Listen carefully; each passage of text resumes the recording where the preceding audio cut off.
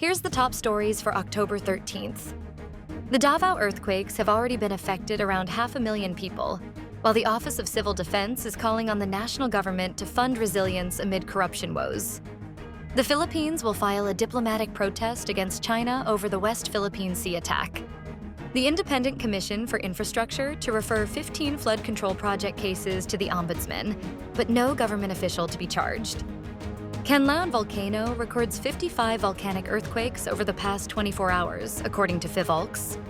Mexico's president convenes governors as the death toll from torrential rains rises to 44. Around 500,000 individuals have already been affected by the doublet earthquakes that struck Davao Oriental and nearby provinces last week. The National Disaster Risk Reduction and Management Council reported on Monday, October 13th.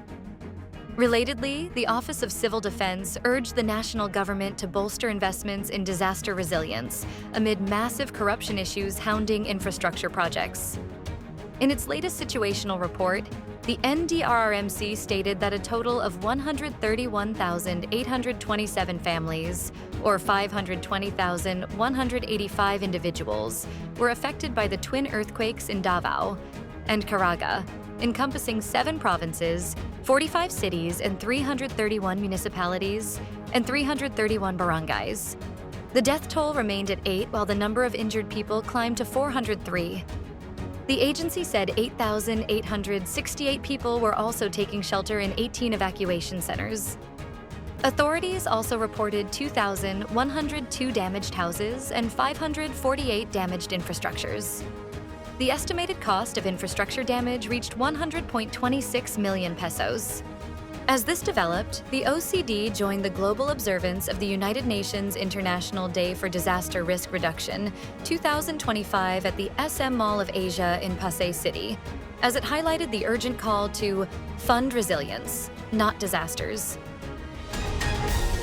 The Philippines will file a diplomatic protest after China Coast Guard and Chinese militia vessels rammed and water-cannoned Philippine vessels near the highly contested Pag-asa Island this week. Yes, a diplomatic protest will be filed, Department of Foreign Affairs spokesperson Angelica Escalona said when asked by the media on Sunday, October 12th. The National Maritime Council also strongly condemned the attack in a statement, adding that the proximity of CCG's illegal and reckless actions to Pag-asa Island is of grave concern to the Philippines.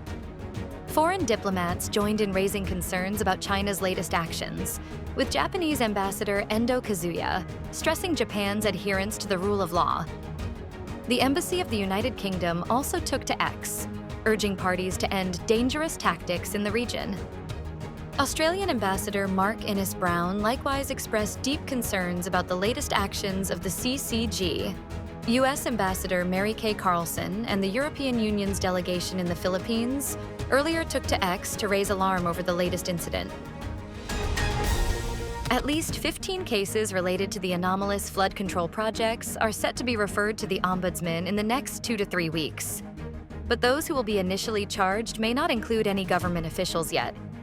Independent Commission for Infrastructure officials said Monday, October 13th.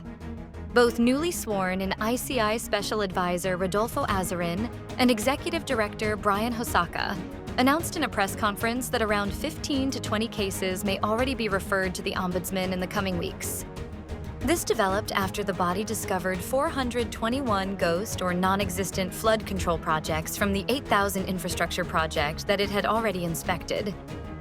But despite the multiple times that several government officials were name-dropped and linked to the anomalies during the recent congressional hearings, for now, only contractors and district engineers of the Department of Public Works and Highways may be charged, according to Azarin.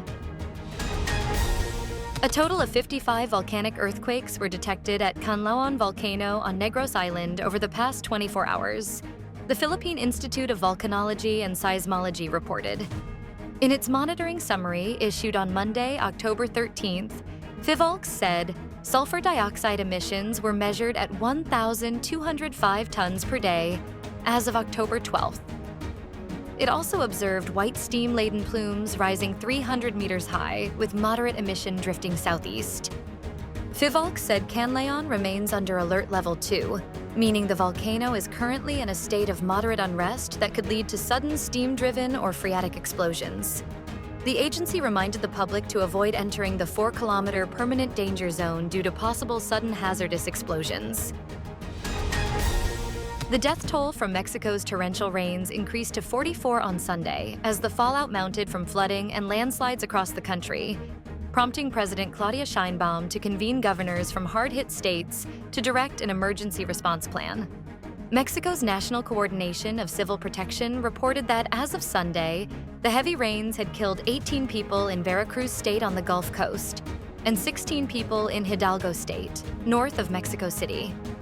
At least 9 people were killed in Puebla, east of Mexico City. Earlier, in the central state of Querétaro, a child died being caught in a landslide. That toll could still rise as rescue workers continued to dig through sodden villages clogged with mud and debris on Sunday. In Veracruz and Puebla, hundreds of Army personnel, police officers, and firefighters conducted rescue operations and set up temporary shelters where stranded residents could find food and medical attention. Thousands of residents across the country were still struggling with a lack of running water and electricity. Stay updated with the latest news. Visit our website at www.mb.com.ph or follow us on social media. Thanks for tuning in to the Manila Bulletin Daily Rundown.